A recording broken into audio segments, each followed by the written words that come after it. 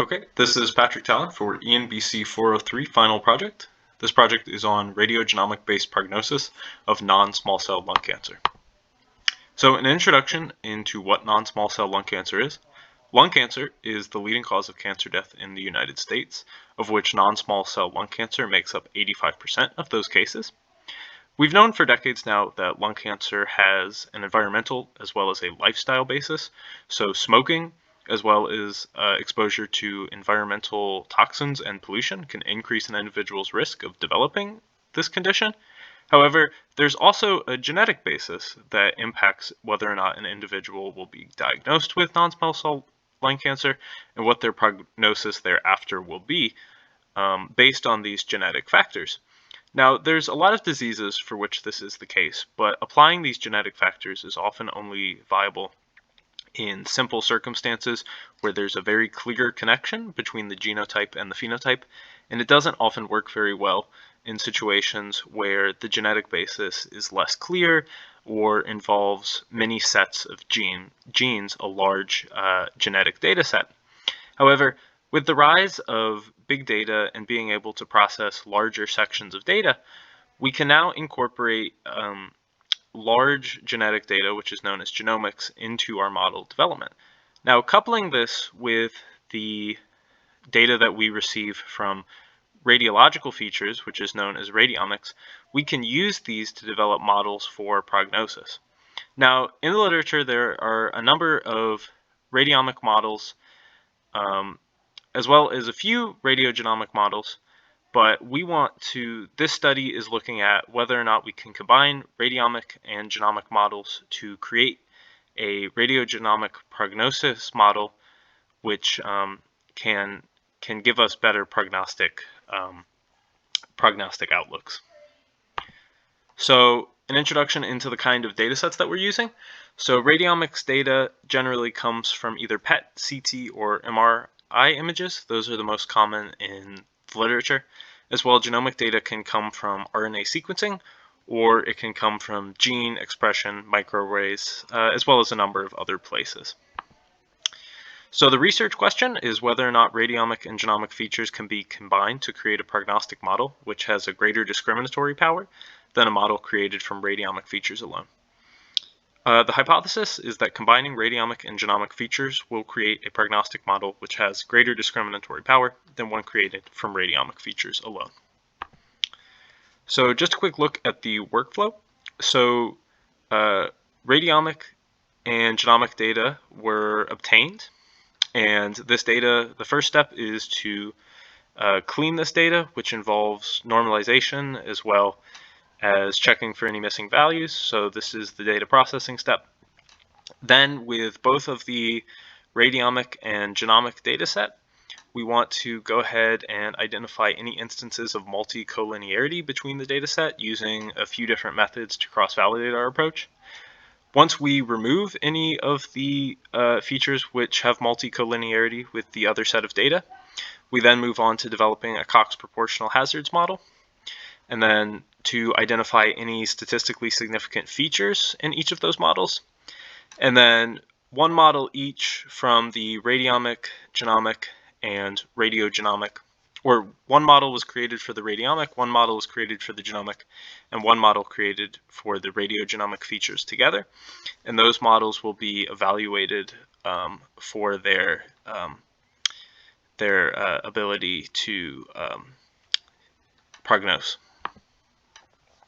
Okay, so the materials were, or the data set used was clinical, radiomic, and genomic data obtained from 130 non-small cell lung cancer patients.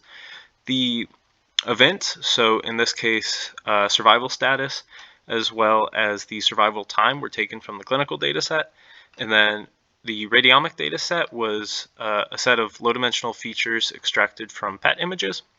And then the genomic data was a small cohort of non-correlated mRNA sequences. So the first process was normalization. The data underwent a z-score normalization to create a zero mean and a standard deviation of 1. Then two statistical analyses were done. there was a Wilcoxon rank sum test, which was conducted on the features. This was a non-parametric test, which was just used to account for any non-normality that could be in the genomic or radiomic data. There was also a Pearson's correlation coefficient calculated to measure the linear correlation between the features in the two data sets. The p-value from the Wilcoxon rank sum test was corrected with a false discovery rate to account for the prevalence in type 1 errors that comes from multiple testing with large data sets like these when you have large numbers of high-dimensional features. Next, so the false discovery rate corrected Wilcoxon rank sum test p-values were checked against the variance inflation factor, which is generally the literature accepted method for determining multicollinearity.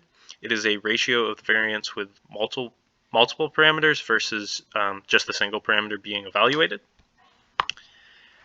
So after checking for multicollinearity, is time for the construction of the Cox proportional hazards model. The Cox proportional hazards model is a model commonly used in survival analysis. It involves an initial hazard. It involves the features, so the data features that we're inputting into the model, in this case being the radiogenomic features, and then to fit to the shape of the model, we have coefficients for each of the features. So after this, we then are going to go ahead and construct Kaplan-Meier curves. Kaplan-Meier curves are generally used when there's two different categorical or two different categories, a binary categorical feature, so something like male or female. But in this case, we're going to be using it to evaluate the significance of the statistically significant features found in the Cox proportional hazards model. We're then going to be taking those features and putting them into a Kaplan-Meier curve to evaluate them one at a time. And then the significance for predicting survival probability will be evaluated using a log rank test, which is used to evaluate the difference in survival probability between two groups. After this, we will evaluate the concordance for our three models.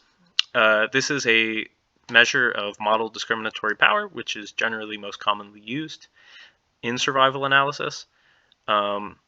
A large concordance means that our model can discriminate between which patients experience an event and which patients don't experience that event. So looking at the results of our Wilcoxon rank sum test and our Pearson correlation coefficient, we found that there were no significant Wilcoxon p-values, with the alpha being 0.05 for any of the features, either before or after false discovery rate correction. These results were verified with the variance inflation factor. So this table shows the variance inflation factor for the 8 radiomic features. We can see that there is no multicollinearity. Even using a fairly conservative variance inflation factor of 2.5, we can see that all the values are well above that. And this is just a sample from the radiomic features, but the same the same outcome applied to the genomic features as well. All of them were well below the variance inflation factor cutoff of 2.5.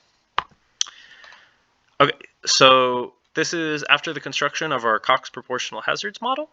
The table here shows the predicted coefficients with a 95% confidence interval in the p-values representing the significance that each feature had in fitting to the Cox proportional hazards model. There were 4 significant features with p-value less than 0.05. 3 of them came from the genomic data set, and 1 of them came from the radiomic data set. So those 4 features were taken and used to construct Kaplan-Meier curves in order to predict the survival rate over time. So each of these curves represents low versus high risk patients based on the 4 radiogenomic features. So A represents FR2, which is the radiomic feature, and then B, C, and D represent the 3 statistically significant genomic features.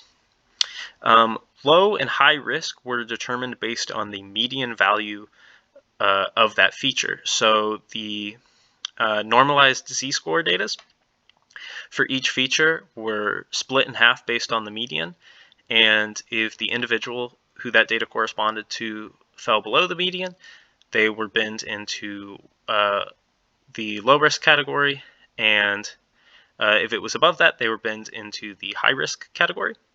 And then these curves represent the difference in progression-free survival between the low risk and the high risk groups. You can see for each p-value, or for each curve, there is a statistically significant p-value less than 0.005. Okay, so the final result was evaluating the concordance of the three Cox proportional hazards models. So the three models were the radiomic model, the genomic model, and the radiogenomic model, which combines the radiomic and genomic features. The radiogenomic model had the highest concordance of 0.81. The genomic model had a concordance of 0.77, and the radiomic model had the lowest concordance of 0.62. So these results indicate that the radiogenomic model had the greatest discriminatory power out of the three models, which confirms the hypothesis that the radiogenomic model would have a higher discriminatory power than the model built from radiomic features alone. The difference in these features is somewhat significant.